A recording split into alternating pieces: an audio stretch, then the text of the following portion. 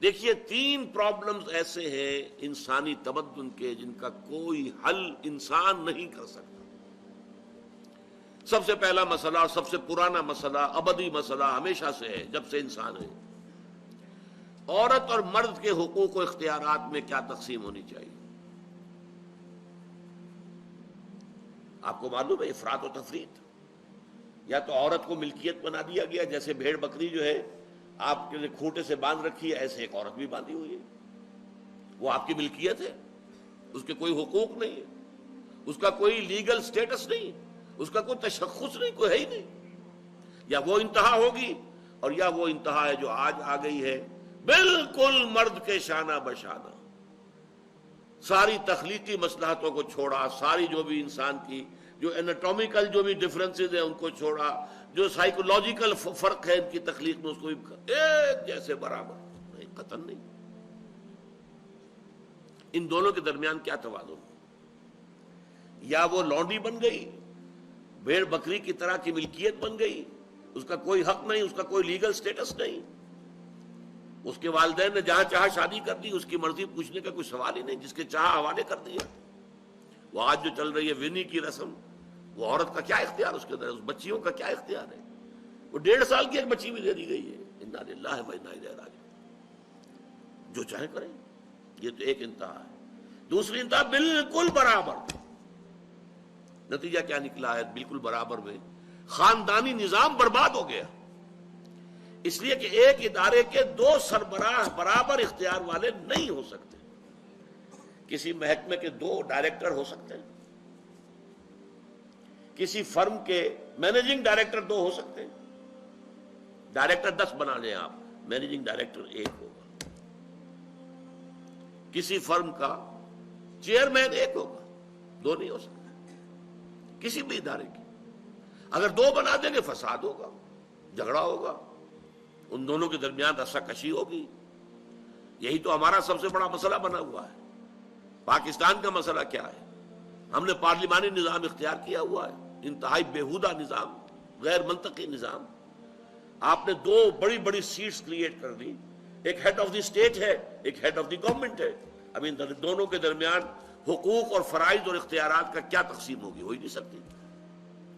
یا سارا کچھ صدر کے پاس جائے گا اور وزیر اعظم جو ہے وہ جونیجو کی مانند وزیر اعظم بن جائے گا، یا سارا کچھ وزیر اعظم کے ہاتھ میں ہوگا اور صدر جو ہے چودھری فضل الہی بن جائے گا، کہ جس کو وہاں ان کی دیواروں پر لکھا گیا تھا رہا کرو انہیں، چودھری فضل الہی کو رہا کرو۔ یہی ہوگا۔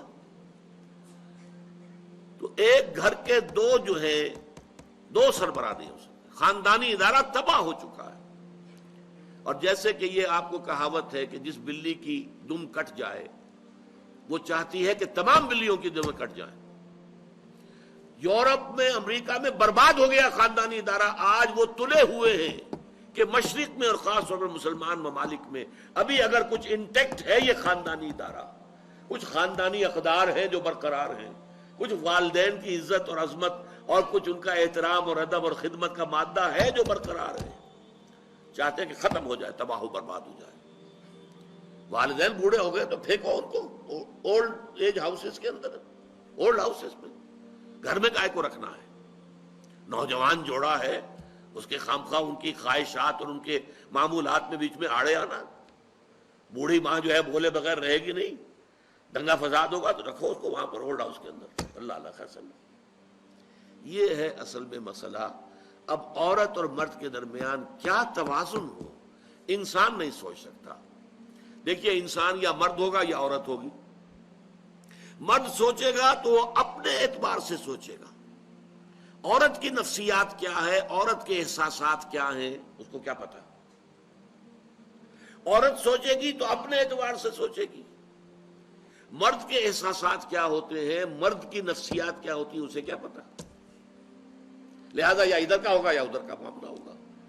ایک ہی ذات دے سکتی ہے آپ کو نظام، جو مرد کی بھی خالق ہے عورت کی بھی خالق ہے، اسی نے بنایا دونوں کو، اور دونوں ہی اس کے لیے اولاد کے مانند ہیں۔ یہ حدیث نبوی کا ترجمہ کر کے بتا رہا ہوں آپ کو۔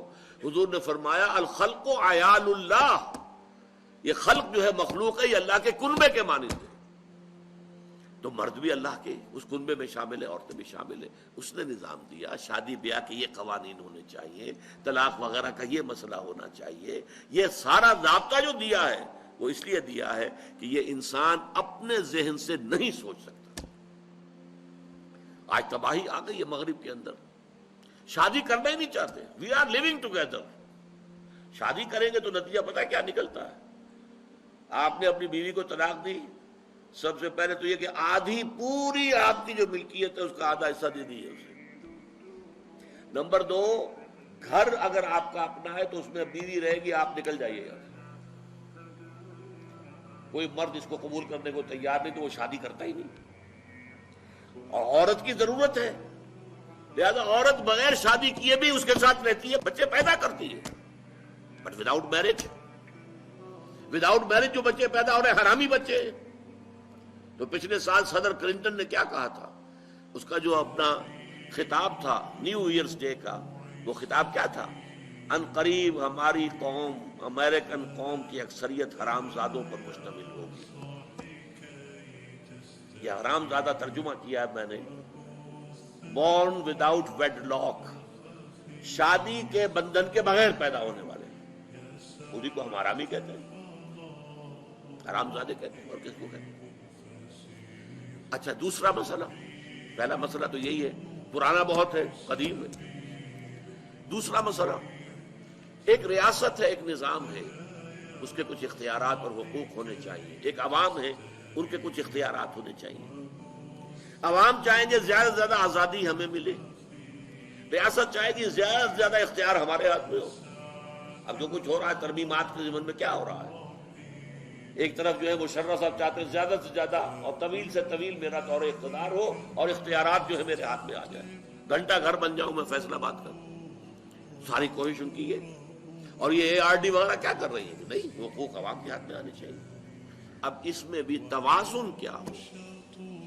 یا ٹوٹلیٹیرین سٹیٹ وجود میں آ جاتی ہے جو رشیا میں تھی، USSR میں تھی، عوام کے کوئی حقوق نہیں، no freedom of speech, no freedom of association. نہ تم اپنے خیالات کا اظہار کر سکتے ہو، نہ تم کو جماعت بنا سکتے ہو. یہ نظام تھا. کام کرو، ویجز لو، بس اللہ اللہ خرص اللہ. حیوانوں کی طرح پر کہ صرف راتب دے دیا جائے گا، باقی تمہیں کوئی تمہاری ایکسپریشن، کوئی اپنے خیالات کا اظہار، کوئی فریڈم آف ایسوسیشن نہیں. امریکہ دوسری انتہا پر، مادر پدر آزاد. 2 مرد شادی کرنا چاہتے کر لیں، ایک مرد بیوی ہو جائے گا اور ایک مرد شوہر ہو جائے گا. لیگلی قانون کے نزدیک ریکگنائزڈ ہوگا. ایک آزادی کی وہ انتہا. گیز، ہومو سیکشولز، وہ وہاں جلوس نکالتے ہیں، بڑے ٹھاٹ سے نعرے لگاتے ہوئے گزرتے ہیں. وہ ہنستے ہیں، ہم لوگوں پر ہنستے کہ پاگل ہو گئی ہے جو اس کو ہومو سیکشولیٹی کو بری شے سمجھتے ہیں. اور نیو یارک کا جو میئر ہے وہ لیڈ کرتا ہے پروفیشن. کیوں کرتا ہے؟ اسے اگلا بھی الیکشن لڑنا ہے اور گیز کے ووٹس بہت ہیں. اس سے اندازہ کیجئے کہ کتنی پرسنٹیج وہاں گیز کی ہو چکی ہے. ہومو سیکشول یہاں تک کہ طے کر دیا گیا ہے مذہبی میدان میں بھی گیز کو اجازت ہے، وہ پادری بن سکتے ہیں. گیز ہے، ہومو سیکشولز ہیں. فطرت کے خلاف کام، کیا وہ آزادی ہے؟ تو کہاں ہے بیلنس؟ انسانی ذہن کے لیے ناممکن ہے اس بیلنس کا تلاش کرنا. نمبر 3، سرمایہ اور محنت.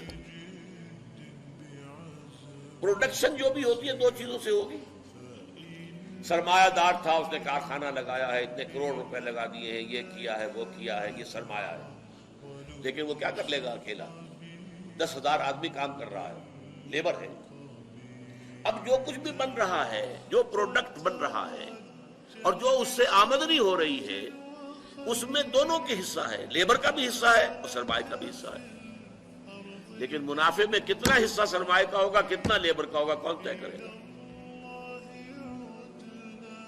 یا تو سرمایہ داری بن جائے گی، تب میں تو آپ کو 10 روپے دے سکتا ہوں ڈیلی ویج، منظور ہے تو کام کیجئے ورنہ چاہیے دفع ہو جائے. اور بہت سے آپ کے بھائی موجود ہیں جو 10 روپے پر کام کرنے کے لیے تیار ہو جائیں گے. ساری دولت سمٹ کر جا رہی ہے کارخانے دار کے ہاتھ۔ کیپٹلزم جو کیپٹل ہے، جو سرمایہ ہے، اصل جو ہے دولت اسی کی طرف، روپے کو روپیہ کھینچتا ہے، پیسے کو پیسہ کھینچتا ہے۔ لہذا امریکہ میں آپ کو ایسے لوگ مل جائیں گے جنہیں اپنی دولت کا اندازہ نہیں ہے کہ کتنی دولت ان کے پاس ہے، بلینز آف ڈالر کا ایک ایک چیک لکھ سکتے ہیں۔ دوسری طرف امریکہ میں آپ کو گھیٹوز مل جائیں گے، گھیٹوز، اور ایک ہی جزیرہ ہے مینہٹن، کوئی 11 میل لمبا ہے، چوڑائی کہیں 2-3 میل ہے، کہیں ذرا زیادہ ہے۔ اس کے ساؤتھ میں جہاں یہ 2 بڑے بلڈنگیں کھڑی تھی جو گرائی ہیں، جو بھی تھے دہشت گرد، یہاں پر یہ اس کا ریچسٹ حصہ ہے، پوری دنیا کی دولت یہاں جمع ہے، سارے بینک وہاں ہیں۔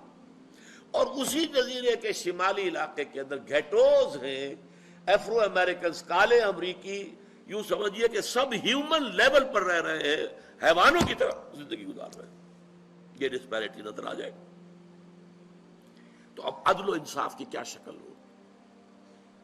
یا وہ ہے جو رشیا میں اور USSR میں تھا، یا یہ ہے جو امریکہ میں اور اس کے الائز کے اندر ہے۔ یہ ہے وہ مسئلہ جہاں انسان ہاتھ جوڑ کر، گھٹنے ٹیک کر اللہ سے دعا کرنے پر مجبور ہے، اے اللہ تو نے مجھے فطرت سلیمہ بخشی، اے اللہ تو نے مجھے عقل سلیم سے نوازا، اے اللہ میں نے تجھے پہچان لیا کہ کل شکر اور کل ثنا کا مستحق تو ہی ہے، اے اللہ میں نے تجھے پہچان لیا کہ تو تمام جہانوں کا پروردگار اور مالک ہے، اے اللہ میں نے تجھے پہچان لیا جزا و سزا کے دن کا مالک و مختار مطلق تو ہے، اے اللہ میں نے طے کر لیا ہے تیری ہی بندگی کرتا ہوں اور کروں گا، اور تو ہی سے مدد چاہتا رہوں گا، لیکن اے اللہ میں مجبور ہوں، میری عقل جو ہے میرا ساتھ نہیں دیتی، کروں کیا، چلوں کس راستے پر، کون سے راستے پر؟ یہ عملی حصہ ہے دین کا، وہ سارا تھا فکری، نظری، ایمانی حصہ، الحمدللہ رب العالمین الرحمن الرحیم مالک یوم الدین، یہ کیا ہے؟ یہ ایمانی، فکری، نظریاتی حصہ ہے۔ عملی حصہ کیا؟ اہدنا الصراط المستقیم، ہمیں سیدھے راستے کی ہدایت بخش، صراط الذین انعمت علیہم، راستہ ان کا جن پر تیرا انعام ہوا، تیرے پسندیدہ بندے جو ہوئے، غیر المغضوب علیہم، جو مغضوب علیہم نہیں ہوئے، ان پر تیرا غضب نہیں آیا، غصہ نہیں آیا، ولا الضالین، اور نہ ہی وہ سیدھے راستے سے بھٹکے۔ یہ ہے سورہ فاتحہ کا مقام۔ گویا کہ اصل میں یہاں پر قرآن مجید، اس کے اصل مخاطب کون ہے؟ وہ سلیم الفطرت لوگ، وہ سلیم العقل لوگ، جنہیں قرآن کہیں کہتا ہے الذین یعقلون، کہیں کہتا ہے الذین یفقہون، کہیں کہتا ہے اولو الالباب، ہوش مند لوگ۔ یہ وہ لوگ ہیں کہ قرآن مجید اصل میں ان سے مخاطب ہے، اور وہ خود سفر طے کر کے اللہ کی ذات تک، معرفت خداوندی تک تو پہنچ گئے ہیں، لیکن اب عملی زندگی کے اندر رہنمائی کے لیے درخواست کر رہے ہیں، اہدنا الصراط المستقیم صراط الذین انعمت علیہم غیر المغضوب علیہم ولا الضالین۔